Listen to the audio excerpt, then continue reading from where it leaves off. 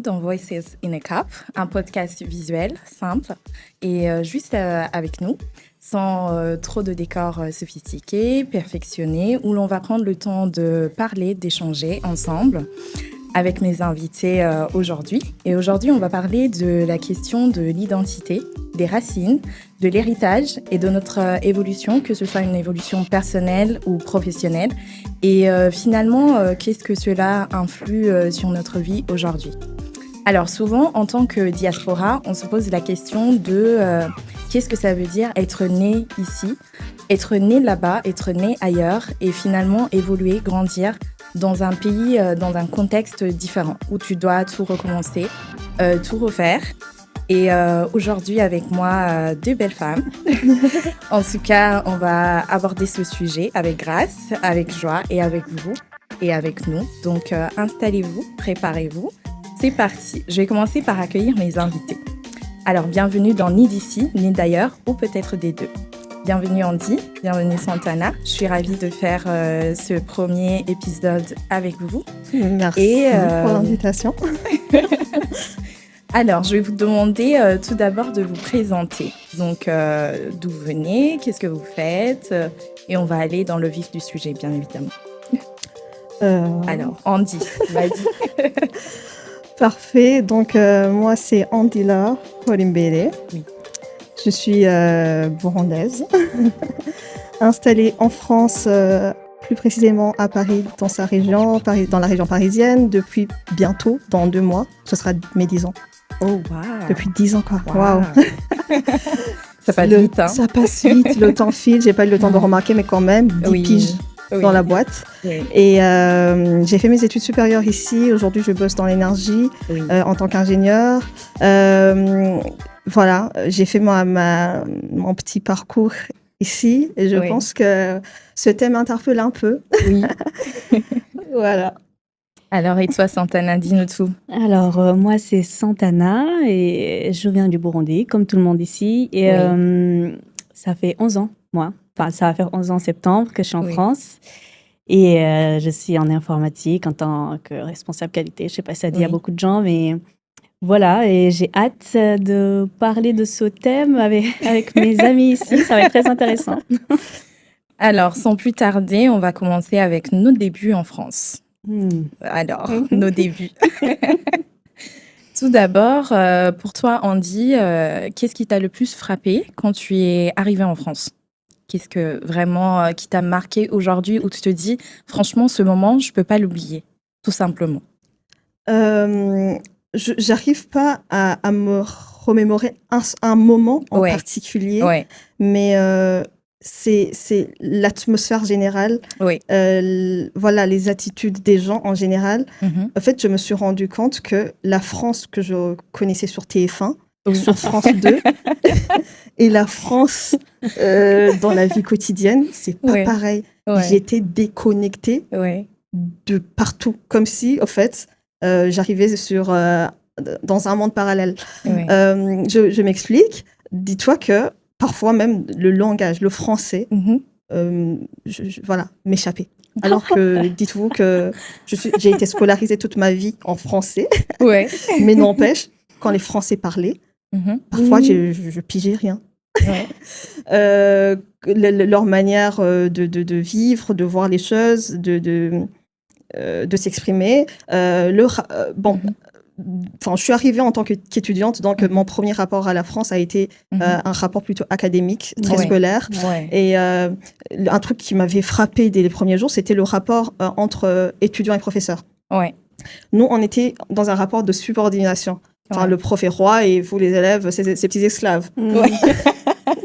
Et on arrive ici, c'est du terre-terre. Midi pile, tout le monde dégage de la classe. Voilà, ils ont pas, voilà, ils sont, comment dire, les étudiants connaissent leurs droits, ils les appliquent. Et un professeur, c'est juste quelqu'un qui est en train de leur partager quelques connaissances et c'est tout. Mais voilà, ils exprimaient leurs envies quand ils veulent, voilà. Et ça je me rappelle que ça me choquait. Ça me choquait de voir un étudiant qui qui hausse la voix à son prof, qui sort quand il veut parce qu'il juge que, voilà, qui arrive quand il veut. Et voilà. C'est ça. Et toi, Santana? Un peu la même chose. Alors moi, je me souviens de chaque choc culturel que j'ai eu. C'est vrai que j'en ai eu tellement. Je suis venue à l'arrache. J'étais vraiment ouverte à l'aventure, tout ça. Mais alors, là où c'était dur, donc la première chose, je croyais parler français, mais en fait, c'était pas le français de France, voilà. J'ai dû entraîner mon oreille à entendre, à écouter et comprendre ce que la langue, quoi, en vrai, la vraie langue. Et deuxièmement, c'était surtout, j'étais très étonnée d'aller dans mon premier cours et ne pas rentrer avec des amis. Parce que moi, à l'université, mon premier jour, je suis rentrée avec plein de potes, on a pris le bus ensemble, on est rentrés, on était tous amis. Mais ici, on quittait les cours. Après, dehors, dans le couloir, on ne saluait même pas. Je me disais, c'est bizarre, parce qu'ils ne me voient pas, ils ne me reconnaissent plus.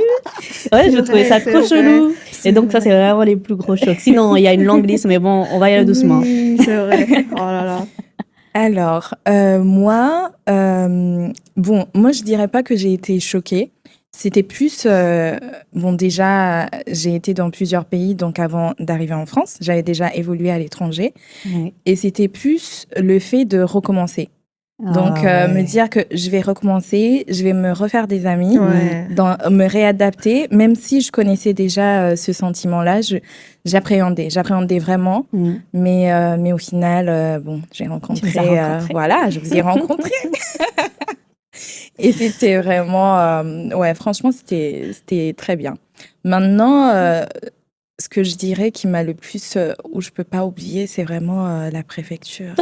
Arrête. Cauchemar. Visa Rangers. L'administratif. Les papiers.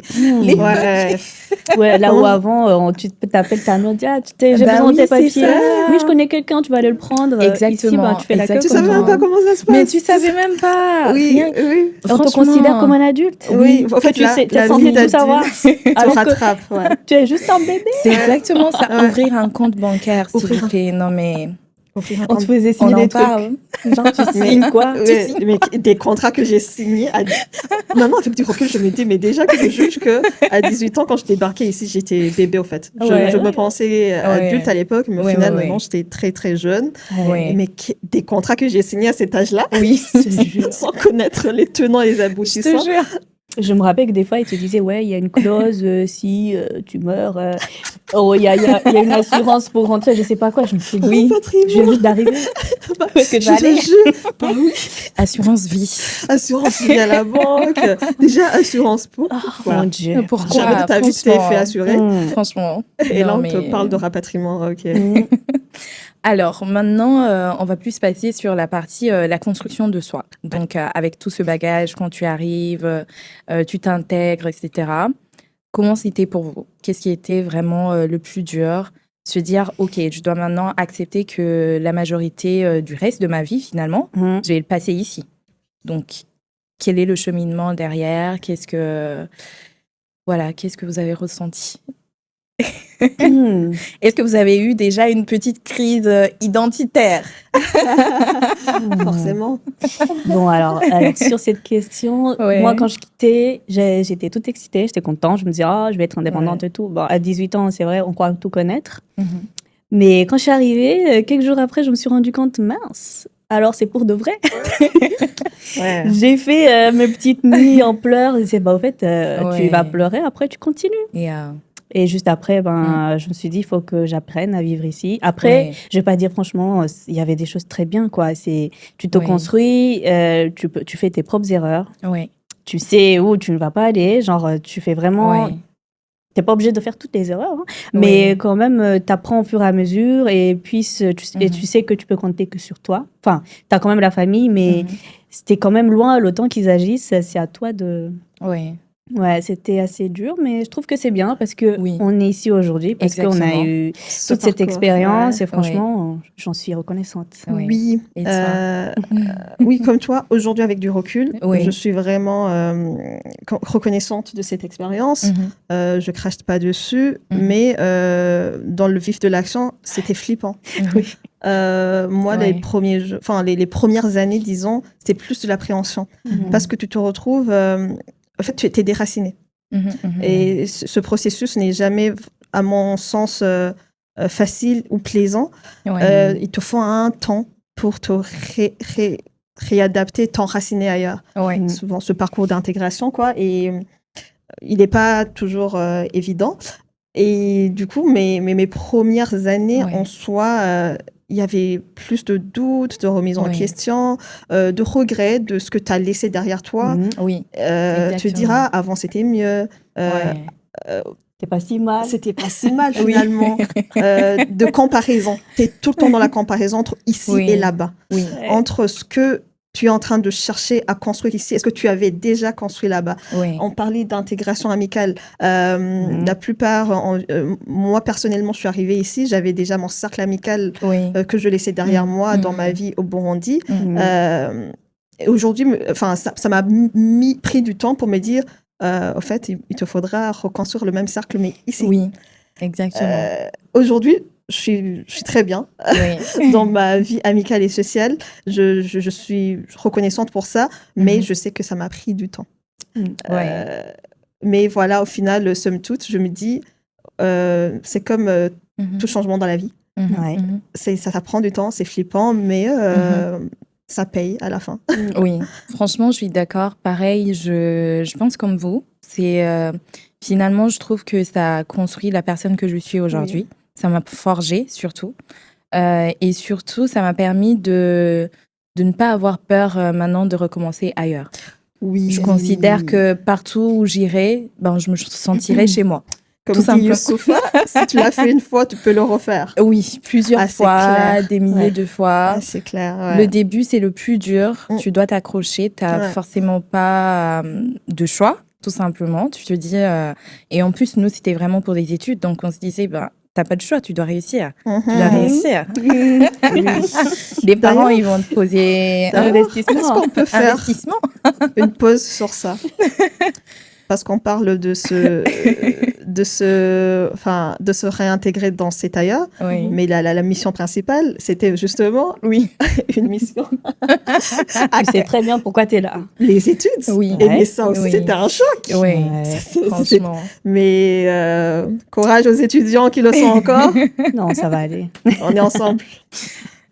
C'était pas évident. Mais vraiment, sachez que les études en France... C'est pas des lol. Hein. C'est pas des lol. Ah non. C'est pas des lol. Non. Ah non. Mais vous allez y arriver, on croit en vous. Voilà. Continuez. Alors, cette fois-ci, on va plus aller dans le retour vers le Burundi. Donc, tu as étudié, tu as vécu ici. Maintenant, le temps des vacances. Tu retournes. Tu es toujours de là-bas? Ou tu es finalement d'ici? La vraie question. Le dilemme. Tu es toujours de là-bas? Est-ce que tu as toujours la culture, le respect, tout comment dire? En fait, tu penses être plus de là-bas que d'ici. Parfois. En fait, ça... dépendamment d'où tu y es, tu te dis, même quand je suis ici, je me dis, je pense que je suis plus de là-bas que d'ici. Mais quand je suis là-bas, c'est l'inverse. En fait, c'est là où, au final, on est... de partout. C'est ça. Je me dis qu'au final, on est de partout. Moi, c'est surtout la question où on te dit... c'est pas une question, c'est plus une réflexion. On dit, t'as changé. T'es plus la même personne. Oui. C'est bien, on évolue. Oui, c'est bien, on évolue. Mais en fait, c'est ça aussi. Malheureusement, on va quitter à 18 ans, 19 ans. C'est le moment où on se construit. C'est vraiment le moment où on se construit. Exactement. Et on va se construire à l'extérieur.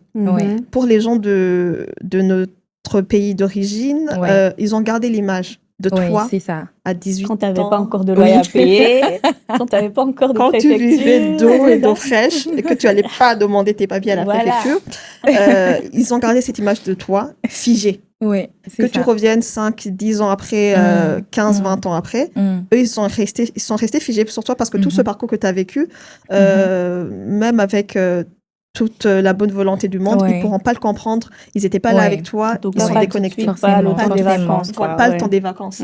Pas le temps des petites semaines quand on repart en vacances. Et j'ai remarqué personnellement que voilà, c'est la source de cette incompréhension qui règne de t'as changé, de ah ouais, tu n'es plus d'ici. Olomo diaspora.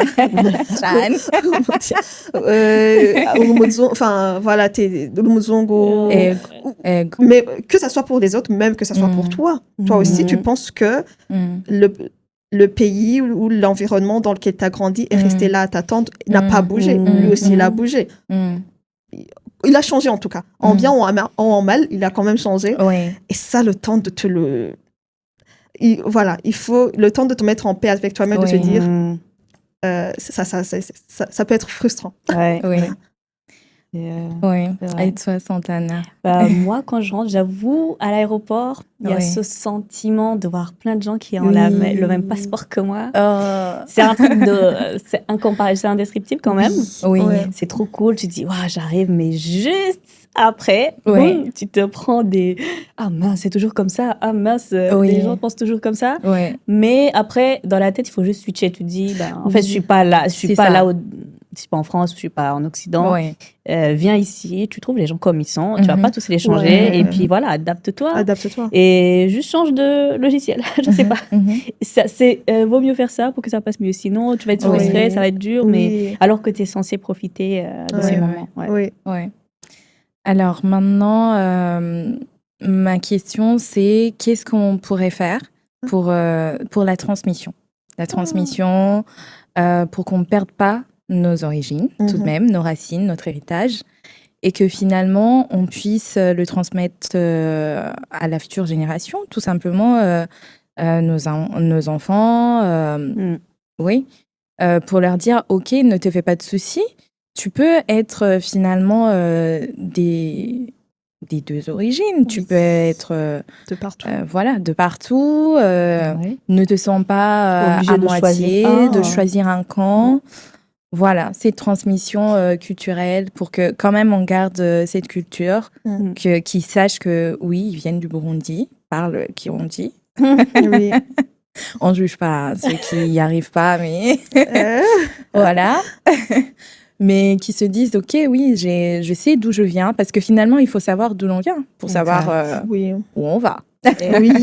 Qui on est, finalement, pour qu'on n'ait pas cette crise identitaire, mais qu'on puisse se dire, OK, j'appartiens aux deux mondes. Et voilà, c'est ce qui fait qui je suis, c'est ce qui est beau. Et 100%, Oui, ce que tu dis est vrai et beau dans le sens où d'où l'on vient, c'est très, très important. C'est nos racines, c'est notre identité. Et parfois, quand je remarque un truc sur moi, un trait de personnalité, de caractère, j'arrive à le lier à mes racines. Et ça fait sens. Et je me disais, si je connaissais pas mes racines, mais qu'est-ce que je serais déboussolée dans ma petite vie. Et c'est là que je me dis, c'est pour toute personne qui se... Parce que la vie, c'est comme ça, c'est un voyage, on finit jamais de se construire. C'est important de pouvoir créer une suite logique d'événements de ta vie, de ta naissance jusqu'à la fin. Et l'origine est vraiment important. Donc, c'est ce que je me dois de partager également aux autres. C'est leur donner, leur faire voyager avec moi dans ma quête perpétuelle d'identité, de racines. À ma petite échelle, je pense que je le fais au sein du groupe Amatavo, par exemple. Bien sûr. Shout out Amatavo. Shout out au Club Amatavo de Paris, qui est un groupe culturel de burundais, qui promeut cette culture, cette transmission par de la danse traditionnelle burundaise principalement, mais également par d'autres activités. Il y a des activités pour les enfants, justement pour leur apprendre la langue, pour leur partager ce que nous, on a reçu, qu'on aimerait aussi qu'ils reçoivent aussi à leur retour. Et voilà, à ma petite échelle, j'essaie vraiment de partager à qui veut l'entendre. c'est bénéfique pour moi. C'est un bonheur qui se dédouble en le partageant, mais aussi être sûr que du peu que j'ai reçu, les autres aussi grattent dessus. J'ai eu la chance de grandir au Burundi, de parler très bien la langue, de connaître la culture. Et voilà, à ma petite échelle, c'est le partager, mais vraiment sans... Comment dire ? Sans compter. Voilà. Et toi, Santana, pour finir moi aussi, c'est pareil. Voilà, je me rappelle la première fois que j'ai eu la nostalgie. C'était à Lille. C'était pas encore à Matavou, mais la première chose, j'ai pensé, il faut que j'aille dans un club de danse, quoi. Et puis, j'ai retrouvé les racines, les valeurs. Enfin, ça faisait plaisir de se retrouver autour d'une culture. Alors qu'avant, au Burundi, je savais même pas danser. Voilà. Et franchement, jusqu'à maintenant, c'est un lien que je veux garder. Et pour l'instant, c'est vraiment ça qui me... Avec plein d'autres choses, mais c'est une des choses principales. Shout out aux Lillois qui nous ont forgés. Mon équipe de Lille, on vous aime beaucoup. Donc, on a fait à notre petite échelle la transmission. Shout out to Pascaline. C'est par elle que tu as commencé. Donc, voilà. Vraiment, merci. Merci. Et au groupe Amatavou aujourd'hui, dans lequel on évolue. Et franchement, c'est bien, c'est beau. Et c'est surtout de voir que ça continue et qu'on ne perde pas la culture et que finalement, on puisse vraiment se sentir toujours au Burundi, mais à Paris. Au final. Ou au Burundi, en France. Des deux côtés. Voilà, on bénéficie des deux côtés. Voilà. Et ça nous propulse aussi pour le futur. Parce que si l'on sait d'où l'on vient, on saura d'où l'on va. C'est notre boussole. Parfois, ça peut être prenant, ça peut sembler, comment dire... lourd à porter, peut-être. Ouais, ça peut... Ou même pas forcément... lucratif. Ou gratifiant sur le moment. Mais je suis vraiment persuadée que c'est la bonne chose à faire. Beaucoup. Que c'est un bon investissement. C'est comme le sport, hein, tu le fais, mais c'est vrai. Ça fait mal, mais après ta santé, ça te dira, voilà. Voilà, en tout cas, merci beaucoup Andy et Santana. Merci Lisa. J'ai été ravie d'échanger avec vous aujourd'hui pour notre tout premier épisode. Donc, sur notre chaîne, sur ma chaîne, Just Lisa, dans la rubrique Morake Chronicles. Donc ça, c'était une petite introduction de Voices in the Cap, qui sera un podcast qu'on va continuer, qu'on va faire évoluer, je l'espère, bien évidemment. Et bien sûr, cet épisode, ni d'ici ni d'ailleurs, ou peut-être des deux, on va forcément le continuer aussi, avec d'autres invités qui n'ont pas pu être là aujourd'hui, malheureusement.